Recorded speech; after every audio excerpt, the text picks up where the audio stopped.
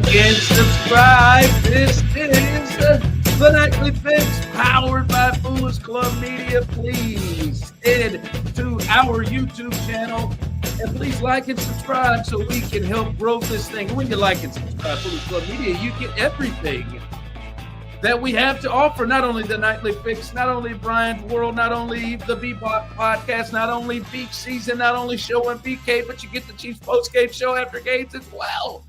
So come like and subscribe. If you're on Twitter, please follow us, share. If you do not do so, what are you gonna do? What are you gonna do? I'm not going to be mad.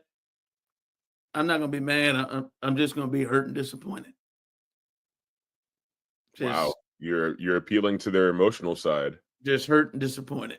Just hurt and disappointed. He ain't gonna be mad at you. He's gonna be just hurt, man. Just hurt. Wow. Not gonna yell. Not gonna scream.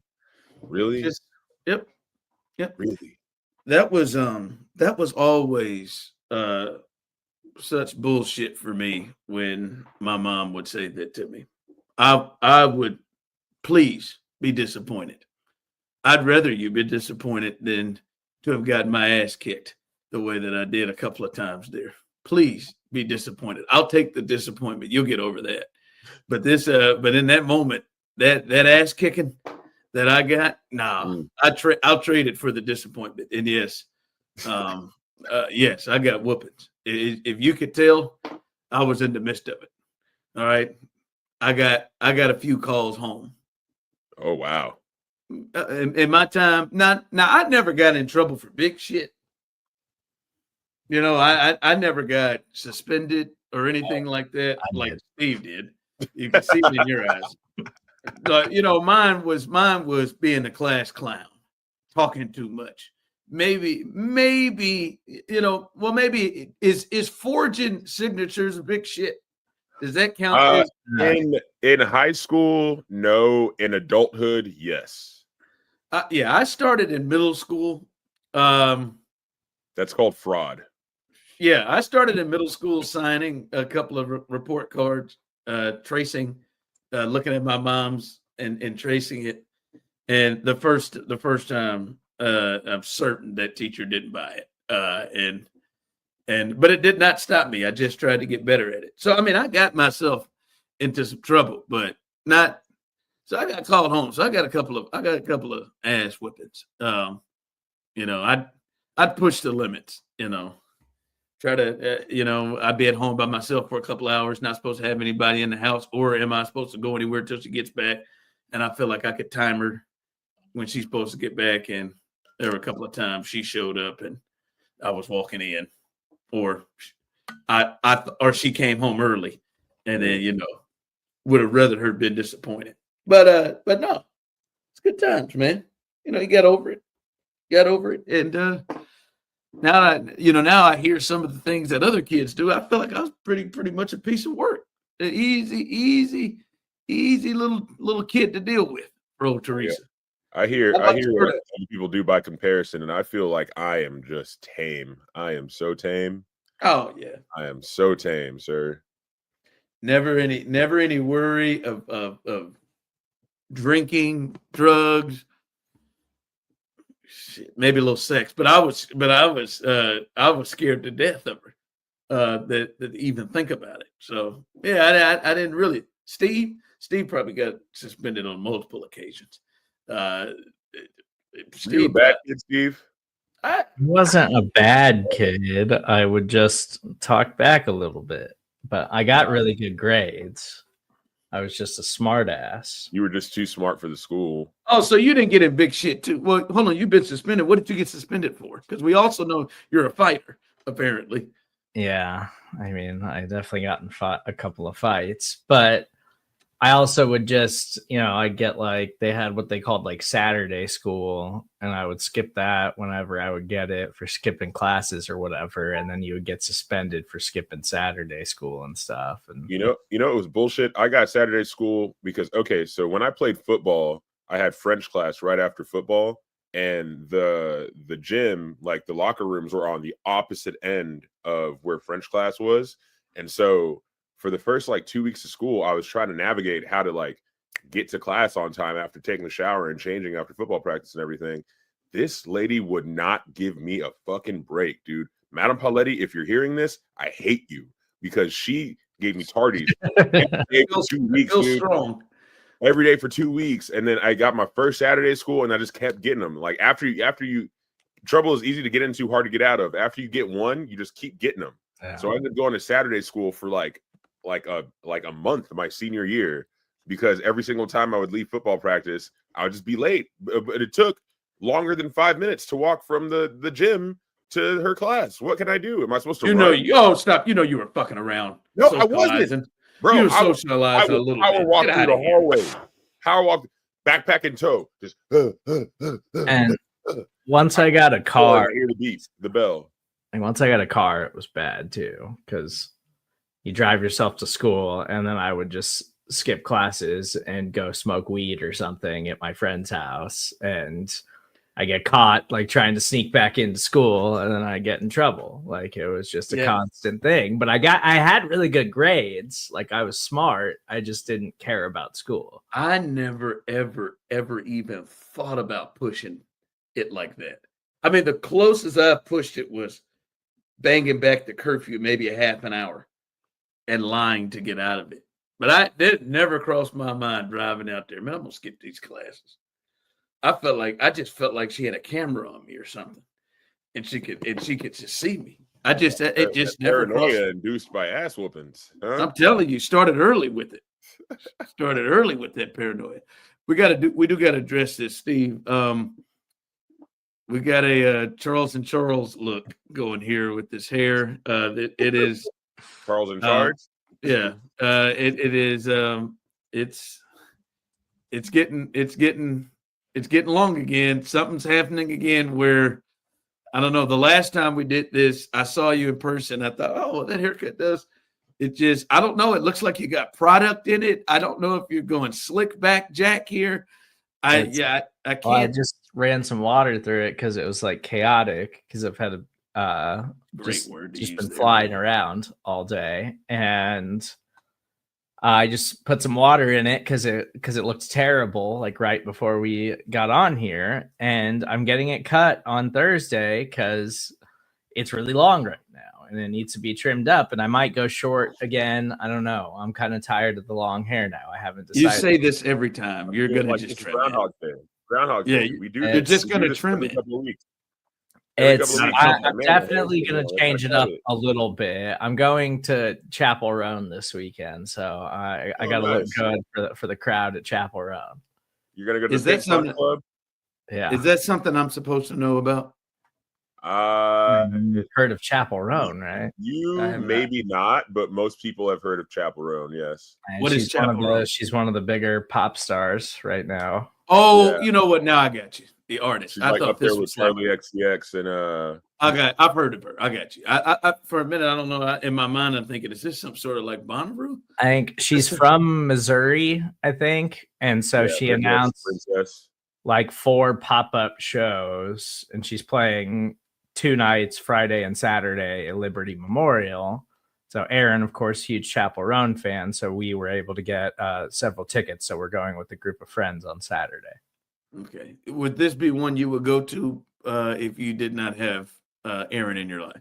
No, but it'll still be fun. Like I'm not saying it's not going to be fun. I'm just checking. I don't dislike her music. Like I respect Chapel Roan as an artist, but it's not something I would have spent money on. So you're you're loading these up in your pocket. So whenever Fish comes around, whenever the band you want to see, all right, that's Chapel Roan right now. So this is something. I want to see Taylor Swift. Yeah, and you're saving them up. And we had to enter like a ticket lottery thing because they sold out really fast, but thankfully we were able to get several tickets, and so we've got a group of people going, so it'll probably be fun. Young Al Pacino from his early days. Yeah, I was trying to think. Yeah, because I was thinking older than The Godfather. So that's good. That's slick back. You've got now. If you could make your face older, you do have Al Pacino from Heat look going right now. I can see you in that restaurant. Do the Jinxie Cat. Jinxie Cat. Jinxie Cat. I can see you talking to Robert Taduro with that. Yeah, you gotta look here. It's cute. Hey man, you excited? I know Steve's gonna be pissed off because clearly what we just found out last night, if you weren't with us, you can go back and check that out on YouTube, that Steve has a hatred for baseball umpires. And this is the and biggest everyone time of like the year right now. We got MLB playoffs that started today. I believe his exact words were that they hate themselves so much. Their families hate them. Yeah. They give nothing to the sport of baseball. God looks down upon them and sadly upon them. And he wishes nothing but bad things to happen to every single ump in the entire world. Yeah, I mean, we had a mixture of both things here. We had Osita taking it extremely far, but sort of you were in the ballpark. I think it says a lot about someone who chooses a profession where they just desperately need to feel in control of everything that's happening. Yeah, like a producer and person who runs the entire website. Yeah, I got you. Yeah, I hear you. Yeah, Serda does hate umpires, and the umpires are full bore right now as they're rolling. And I know Steve's going to keep up with the MLB playoffs. I know you're ready for Yankees. You were ready for Yankees, Red Sox, and you're juiced up for the Dodgers and the Reds. I know you can't wait to see Shohei Ohtani. So I know you're thrilled about this coming up. The next month, baby, it's your time. Woo! The only thing I knew was that the Royals didn't make the playoffs. That's fair. I've known about. Let's do this, and I've given you a hint. What are there? 12 playoff teams. How many can you name? You get 3 strikes. The Dodgers. All right, I gave you a few. The Red Sox. Okay. The Yankees. Gotcha. The Astros. Strike. No, first time in 10 years, baby. I knew they were in the hunt. No. The Mariners. There you go. We got 4, baby. I knew they were like a surprise team. Come on, get to half. You got this. You got 2 strikes.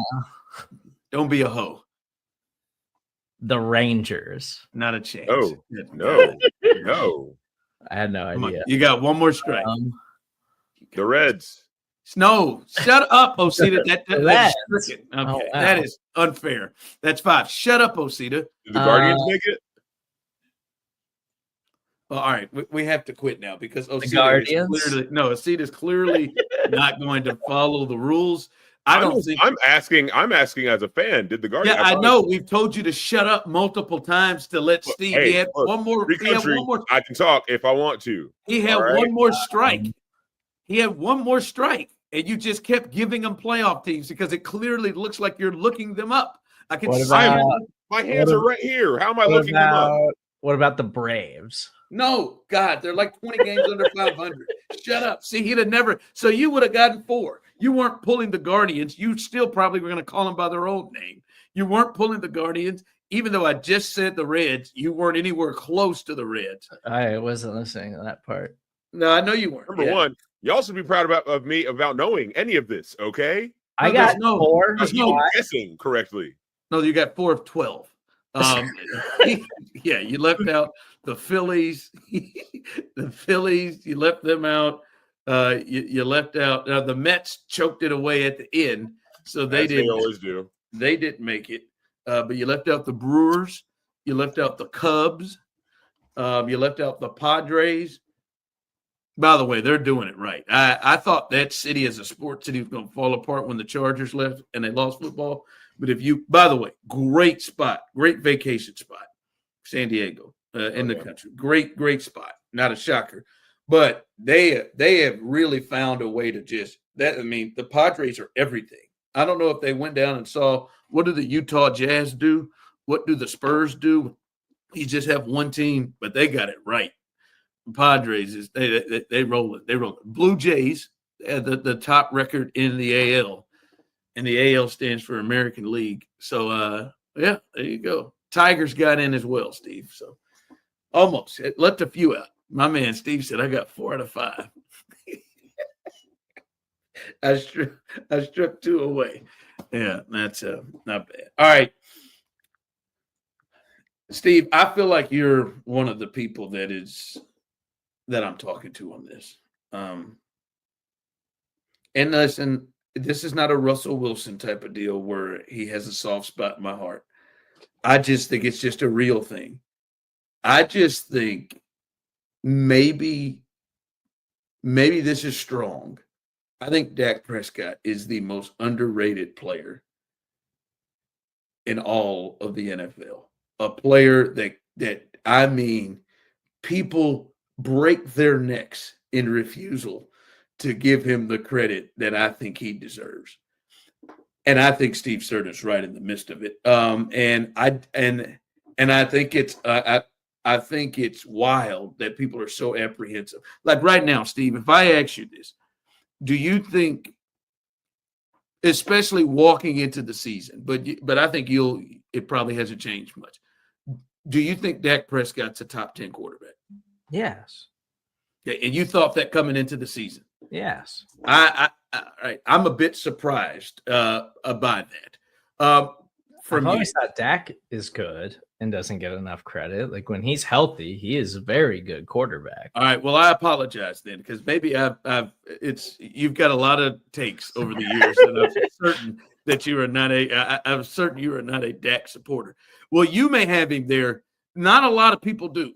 Right? A lot of people. There are people when they do these rankings. We've talked about the rankings on the offseason. I think he was like 14th. We've talked about the rankings, and they are breaking their necks to put people. I just pulled up this one they did in September, right before, like the first week of the season, and it is Mahomes, Lamar, Josh, Burrow, Daniels. Okay, and Herbert, Stafford, Baker, C.J. Stroud at 9, Jared Goff, Jalen Hurts, Geno Smith, and then Dak in a heat with Brock Purdy at 13 and 14. I think that is insane. There is nothing that there isn't anything that would back that up. The last time he was healthy, obviously he got injured last. The last time he was healthy, he finished second behind Lamar in the MVP race 2 years ago. And I think we're watching him this year. Yesterday, I think probably shocked a lot of people. I mean, Sunday probably shocked a lot of people. A lot of people thought only Dak can be good when you give him a lot around him. Well, he's without multiple offensive linemen. We lost one in the middle of the game like Lamar did and the Ravens did. No CeeDee Lamb, George Pickens, who's, 75% going to catch the ball when it's thrown to him. Right, not a lot of guys with separation. Lost Miles Sanders, and I'm not saying Miles Sanders is great, but loses a running back in the middle of the game, and he puts up 40 on a defense, and it was a lot of him. 4 total touchdowns.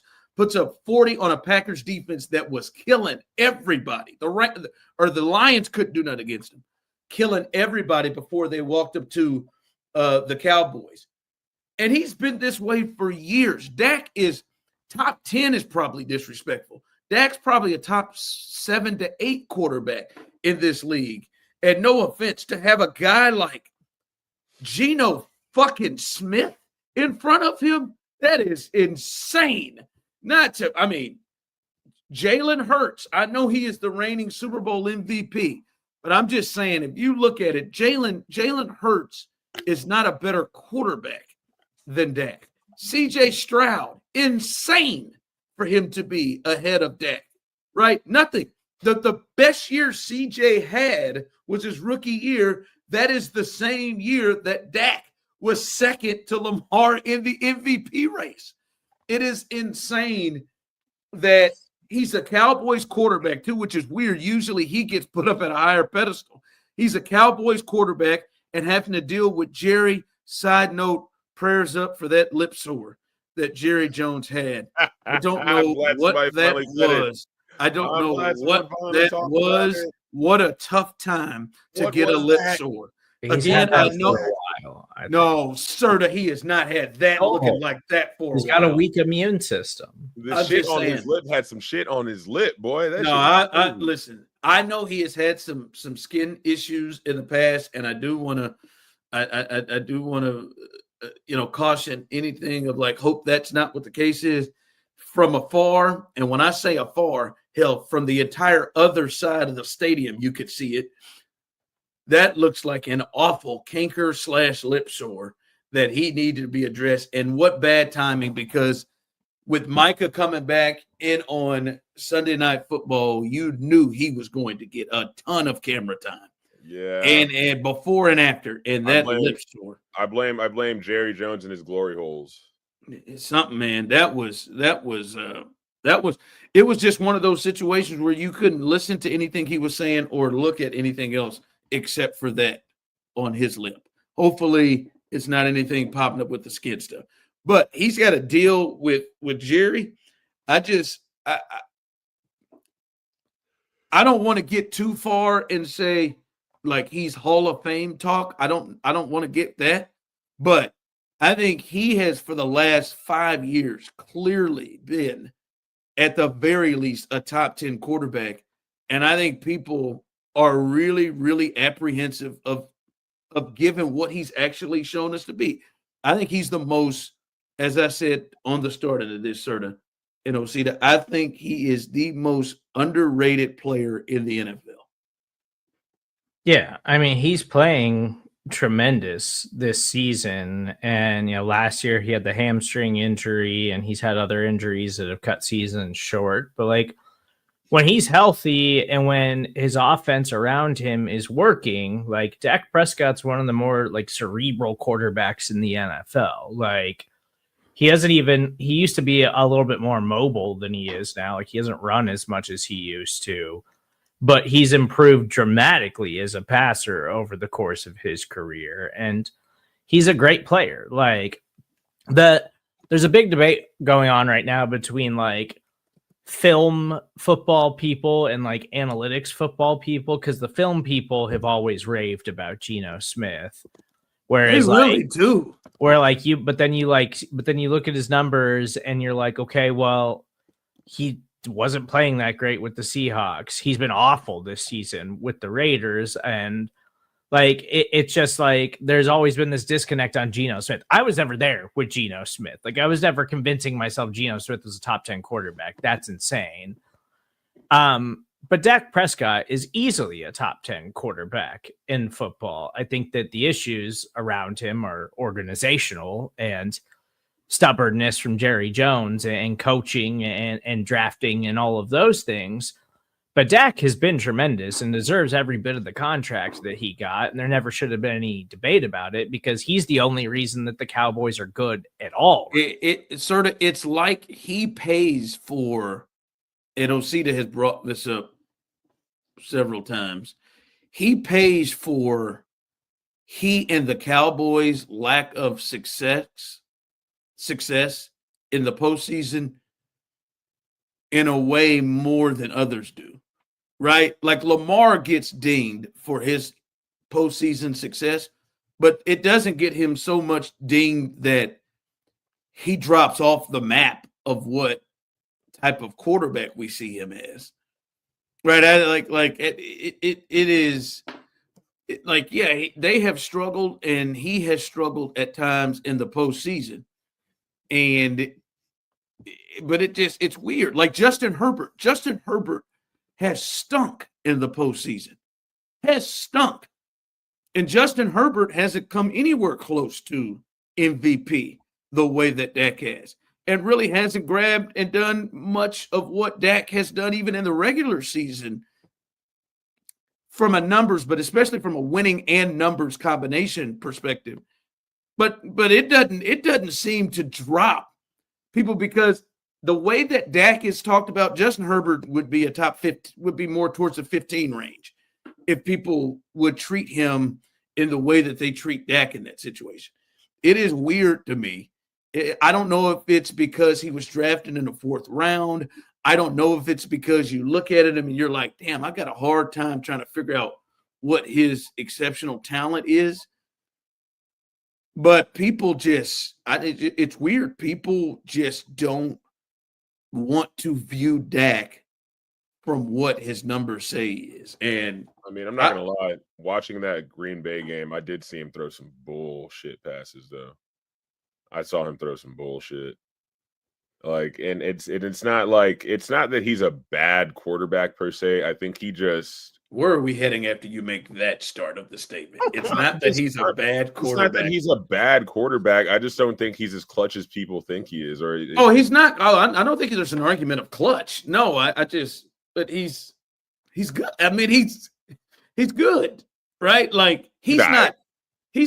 No, he's not fucking Tom Brady or Mahomes. No, he's not clutch. But I mean, hey man, turn on the tape.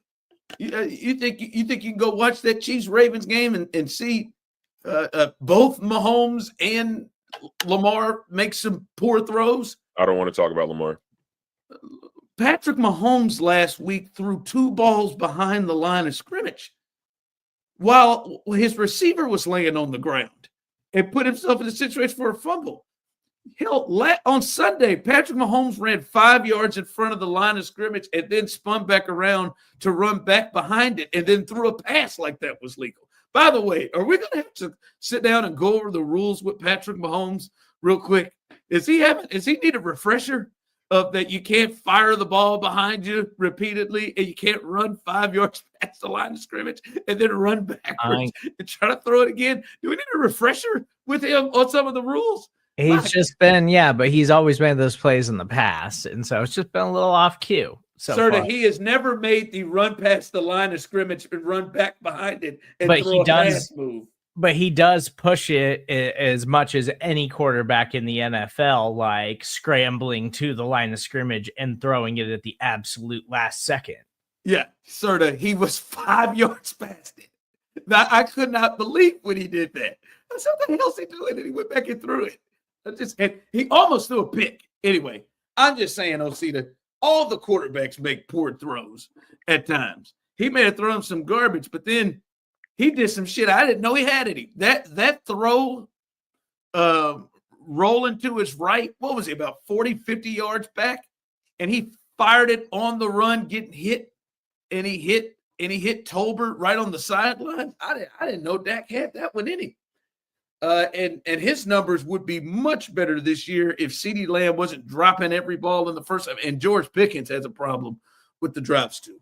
I understand, Osita, that he has to perform in more clutch moments, like you said. But Serda, I'll be honest with you. I don't like if the Cowboys, which is not going to happen because their defense is literally 32nd, and we're talking about Baltimore's in this. In Tennessee, their defense is 32nd in total defense in yards and 31st in points. But even if they were to make a run and let's say he won 2 playoff games, they won the wild card and divisional, got the NFC Championship game, I don't think overall it would absolutely completely change people's thoughts on where he ranks in the quarterback space. I don't think that's the case. I think there is a visual thing, and I think Jalen Hurts deals with this a little bit too. I think there's a visual thing about their game, kind of like what Osita is saying. When I watch him, man, it don't look right. Except he's throwing over 4,000 yards almost every damn year, and he's winning 12 games, and probably the biggest reason that they're winning all those games. And then we saw what they look like when he gets hurt. I don't know. I just think it's a stylistic thing of the way people view the way he plays this game. I do want to get to a heat check here in a second, but before we get to that, I am going to say on the front end to everybody watching in YouTube that I will accept that this is a Ron is getting old. I know Osita likes to make fun of me about that and over-exaggerate my age as he over-exaggerates pretty much everything in his life. But you're 60. It's okay. It's okay to be old. Well, that's 10 years over the 50 that you normally go with. But I don't love this. In fact, I don't like it at all. And if I was somebody that had a relationship with Anthony Edwards, I would pull him to the side because he gets real loose with this, and players are getting real loose with this. And this even feels different than saying fuck or shit or dad or ass or whatever or motherfucker like we hear. But this is at media days for the Minnesota Timberwolves. And Anthony Edwards, and I think this is to me a reason why it's hard to say this guy's going to be the face of the league. This is him at the Timberwolves media day, and they ask him about players that he misses, former teammates that he misses, and he's in a room full of reporters on camera media day. Here's Anthony. Out of your tenure here, what is the player that you most missed on the court and off the court? My nigga Jared Vanderbilt and Josh Okogie. Which one's on the court and which one's off? I miss both of them. I know this may be me getting old. Strong answer. Strong answer. And I also know I don't, and maybe it's me, I'm not a huge fan of using the N-word in mixed company. And that's why Steve is like a brother to me, and really with the half portion of him, I don't believe it's mixed company. But I look at that and I'm like, well, yeah, I can see, and I don't think it's a race thing. I could see, like, I don't know that I'm comfortable that person that loose in a media press conference is just going to say nigga, that easy. And I know it's 2025 going into 2026. It's a different time. But I think there should be a certain level of professionalism in that setting. And at a certain level, and I'm not even high on the level, that hit me different. And again, on the front end, I could be off on this. And Ron, this is off. You're just getting old. It's a different time. That even comes off different to me than, just shit, fuck, or something like that we'll hear beeped out. Like I was like, man, come on, man. I don't know. I just felt a little, I don't even want to say uncomfortable, but it was just like, I know if being in those settings like Serda and I have been in, I would have been looking around like, what are we doing here, dog? I don't know. Maybe it's just my age of being 41 or 60, but I don't know, man. I feel like there's a line there, like, hey man, chill out. I wouldn't say it was uncomfortable, because honestly, it came off like it was just like him saying. Uncomfortable for me is when it feels forced. You know what I mean? No matter who's saying it, when they feel like they need to say it, for no reason at all. That's when I'm like, okay, this is weird. But for him, it felt natural, just like it was a part of his lexicon or whatever. Oh, I'm not saying I don't but it's definitely unprofessional. I could see it's unprofessional. I do kind of agree with you in the fact that,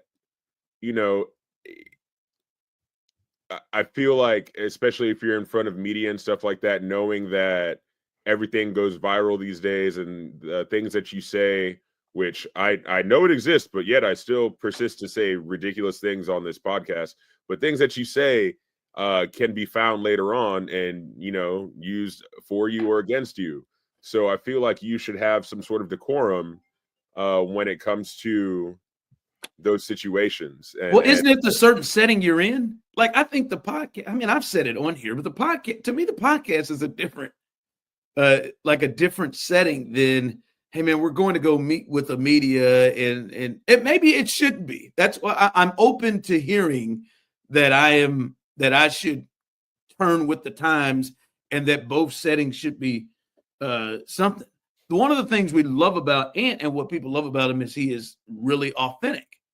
And like you said, I never questioned, if this was genuine from him. I think he has these conversations often, and speaks like this, whether he's in front of the camera or not. Hell, if you've not seen the Netflix documentary that they did on Team USA, when you see the way he addresses and talks to Barack Obama, you'll almost be floored off your ass.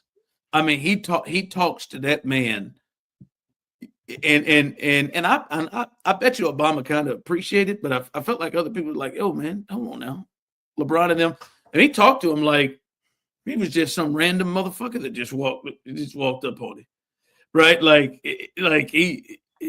I mean, it was weird, and he's authentic. This is him.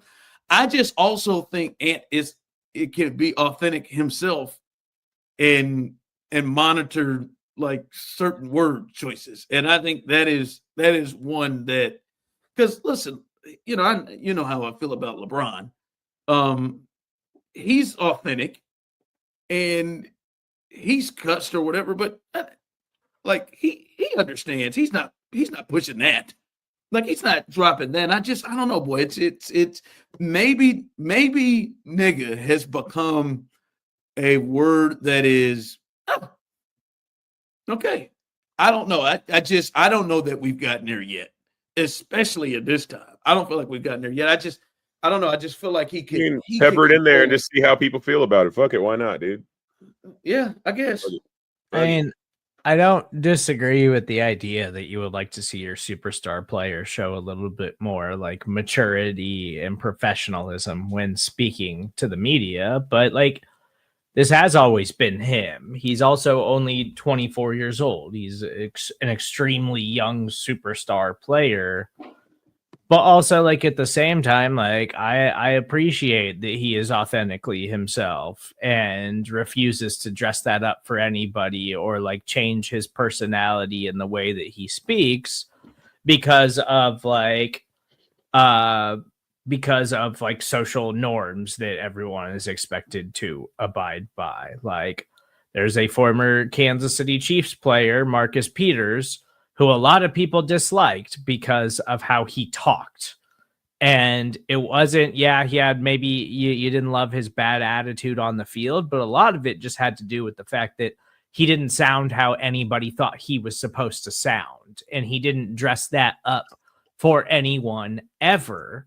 And the difference between like Marcus Peters and like Marshawn Lynch, who is a player that he was very close with, is that like Marshawn Lynch was on the West Coast and Marcus Peters was in the Midwest, and it's different cultures of people. So people would get offended by how Marcus Peters talked, like genuinely. And we would always sit back and be like, that's just how he is as a person. Like, grow up. Like, that's how he talks to everyone. And he doesn't try to change that for anybody. Yeah. So, I don't incorporate this is because you're right. The Peters thing was good. By the way, I don't even think Marcus even stepped to that boundary. He used every cuss word in the book when he would speak. I don't remember. And I even remember, and I and we were the biggest supporters of Marcus Peters, right? That's one of the ways we got our names. I mean, the way we would defend him, we constantly, I know people were writing letters to our boss for my firing, the way that we were. So we were, but I would even say, if I were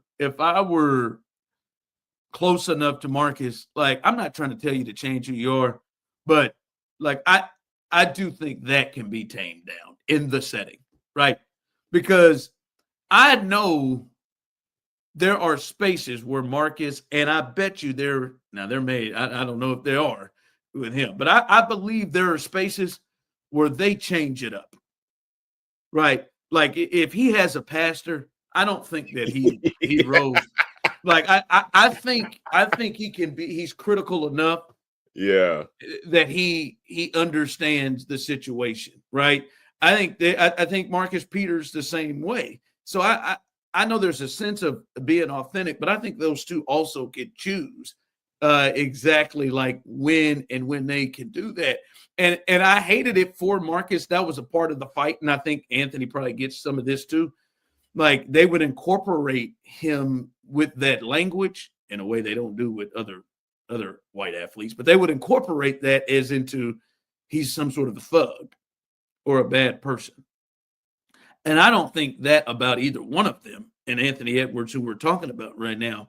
I just think it's just like, come on, man.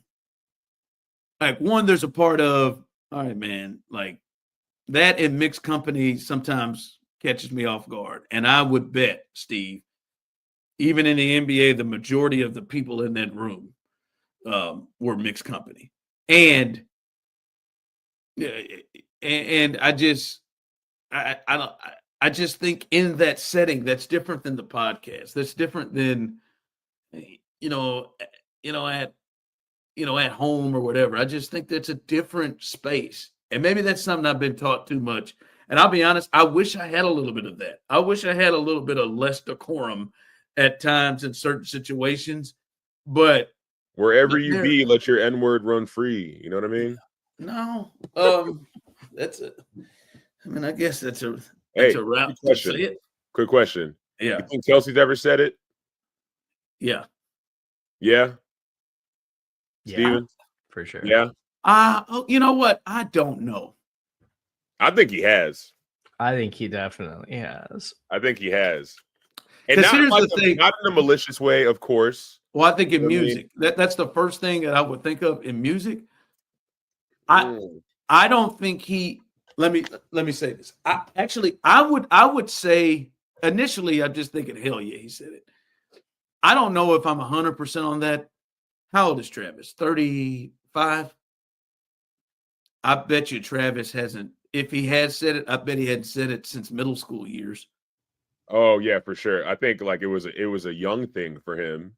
You know what I mean? Like middle school, high school, maybe stopped in college because he was around more black people. Oh, I think and again, I don't think it's out of the realm that he didn't say it. I think it would be rapping lyrics if he did.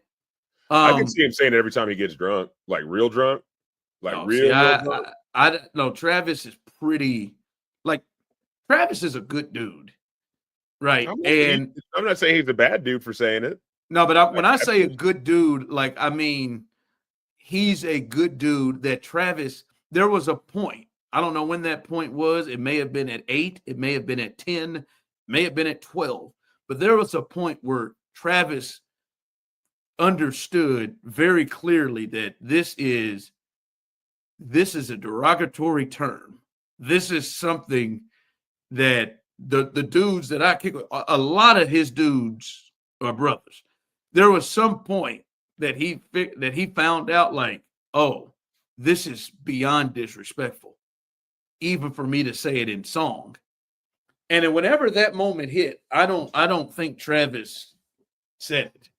I think Travis understood whether he's drunk or not. I think Travis understood like, nah, this isn't a space for me that I can say. And it's not a deal of, ooh, for me from him, oh, it's something I want to say.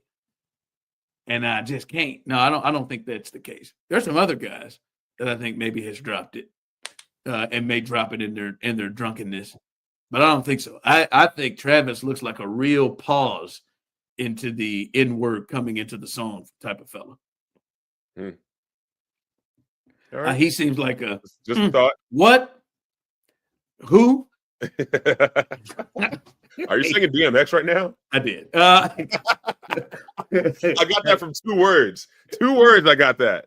That's all I'm saying. I know I'm good. I'm good. I'm really good. I think I don't think so. Yeah, man. Anthony like but it's a weird because you got to really know Ant.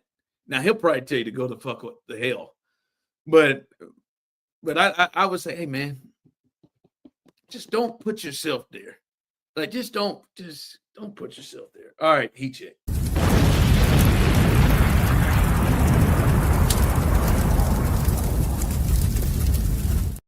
All right, guys, welcome to the Heat Check, brought to you by Big O, brought to you by the Nightly Fix, brought to you by Foolish Club Media. Make sure that you like and subscribe or feel the wrath of Ronald and whatever the hell he wants to do to you, all right? Disappointment, just major, shame.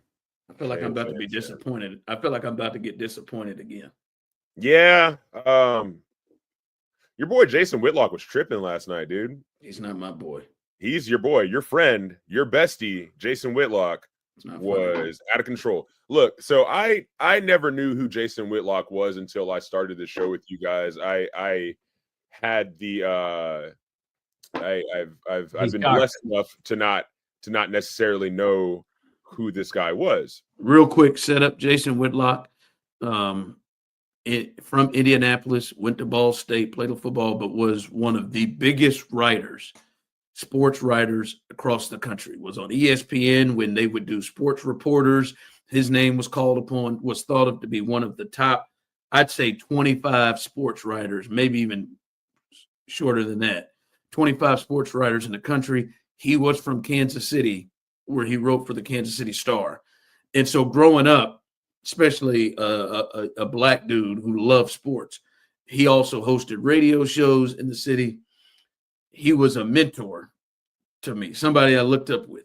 Then as I started getting the business, somebody that I actually had communication with and got some advice from, and would kind of go back and forth a little bit in DMs on social media before he really spun out of control. A little setup on who Jason Whitlock is. When exactly did he turn heel? That's what I want to know. He always was on a slippery slope. See, one of the things that I respected about him was he would say whatever he believed, but sometimes that would come at the expense of white people who can't stand what he was saying, but it would also come at the expense of black people who didn't like what he was saying. He would just speak whatever his truth was, and there was most of the time not a lean towards anything. Then when he kind of got, I don't know, late in his tenure here, start going at FS1, Fox Sports the first time, then FS1 again, and then he started kind of attacking LeBron, and then he started attacking Serena, and it started to roll from there. And then I'd say probably the last 10 years, he's just full-fledged Uncle Tomville and full-fledged just right-wing nuts.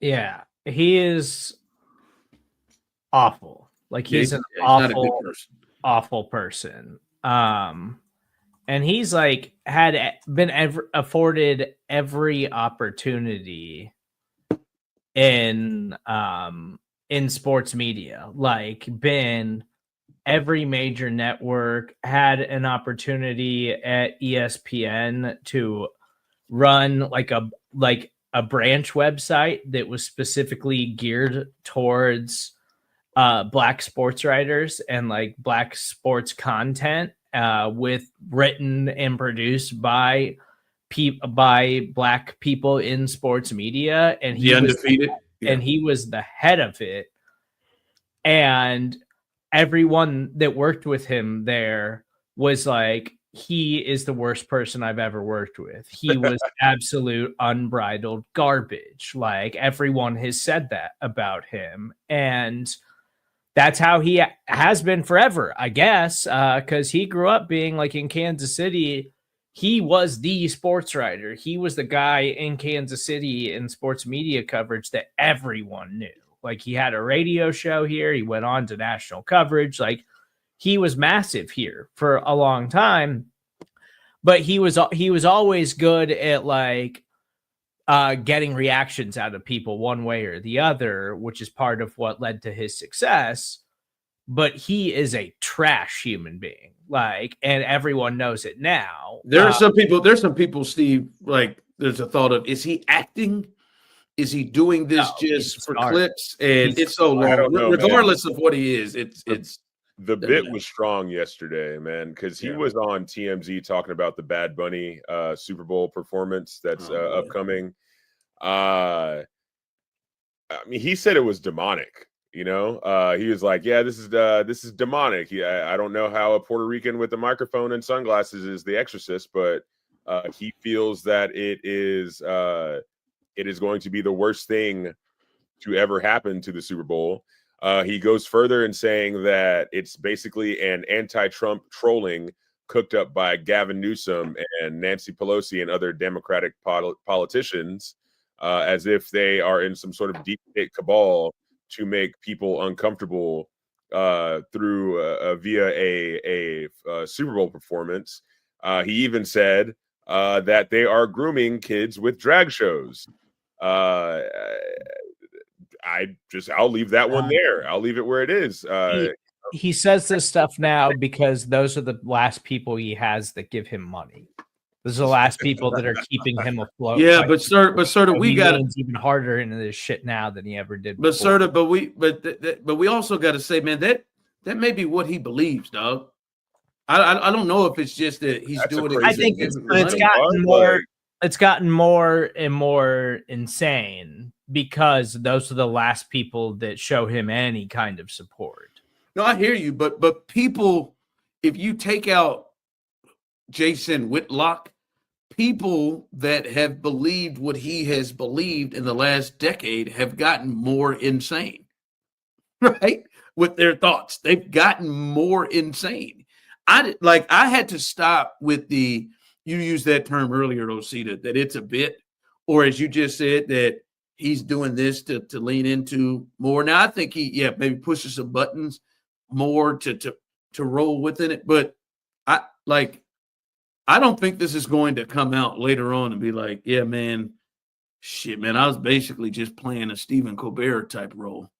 By the way, I've been working on thinking about trying to do a bit as being doing a Stephen Colbert type of deal as to make fun of people like Outkick and Jason Whitlock within sports. I was just thinking about maybe potentially doing just a show where I basically pulled the Stephen Colbert from Comedy Central and just acted like the people from Outkick, just really over the top.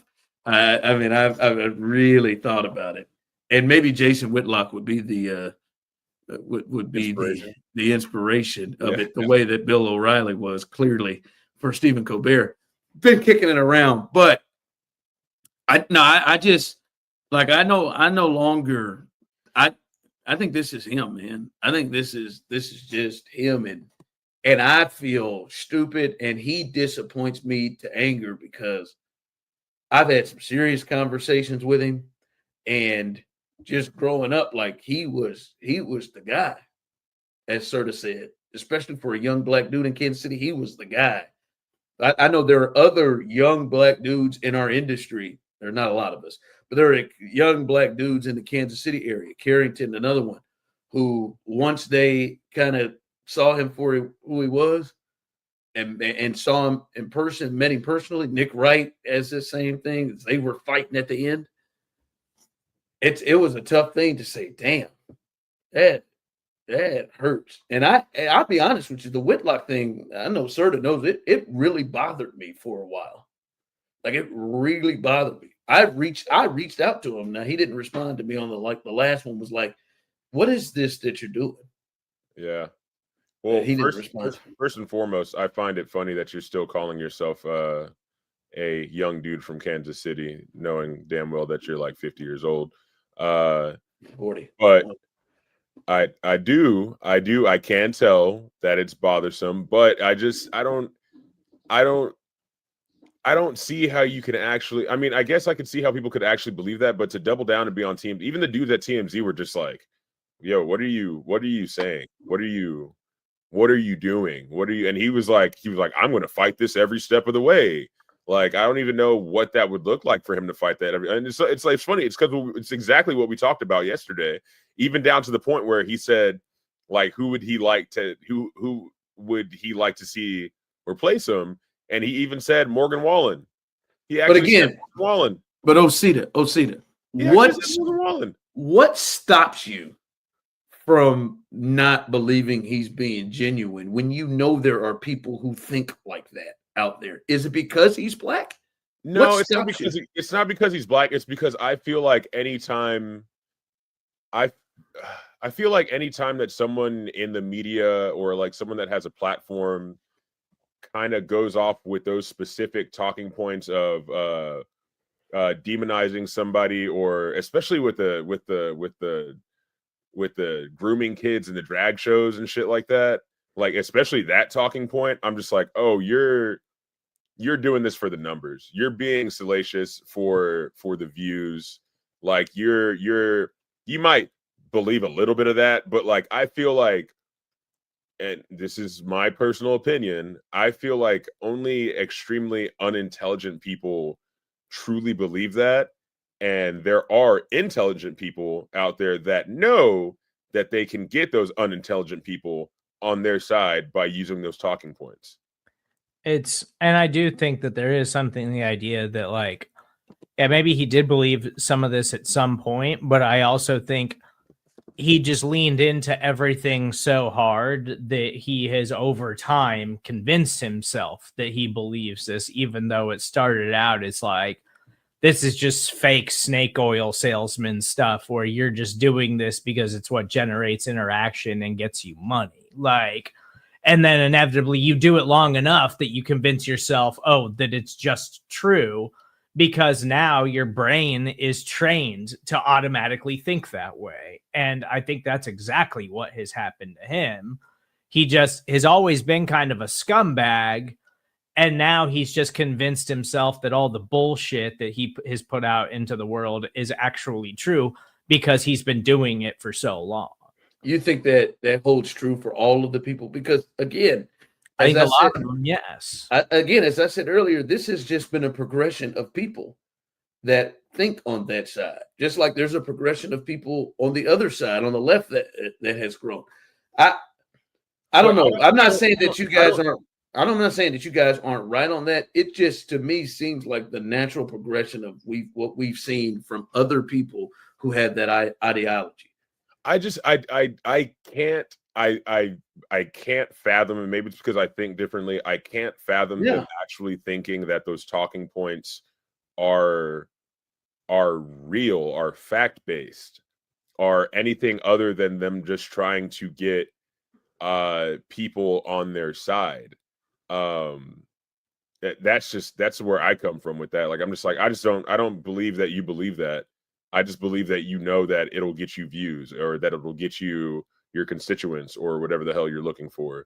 But to be from what I assume, a highly educated and a thinking, fully well thought out person, enough to where you can make your career off of writing about something that you love and getting in front of people, and doing all these things that take a lot of thought and take a lot of creativity and take a lot of just mind power in general to do. I don't see how you could come to those conclusions on your own, let alone let them actually become your reality, like where you think that that's actually real. Yeah, I don't know, man. It's like people who read the same Bible and who are in the same religion of Christianity, but they take it and see people in the LGBTQ community, and they take it as TQ. What did I say? LGBTQ. Oh, LGP. What did you correct me with? LGBTQ. There's a T in there. Throw the T after the B. LGBTQ. Yes. Community. Did I leave out trans? Sorry. There are people who read the Bible and grow up in Christianity and see it as like that sin is, if that is the sin, is bigger than other sins, and that they need to be publicly, judged in a certain way. And then there are other people who read it as that's God's place to judge them, and we should love everybody, and we should, like, there are people who are doing things that, from what I have learned in Christianity and grown up with every day of my life, there are people who also grew up in Christianity and believe some of the things that I believe as not love and not what Christ has said.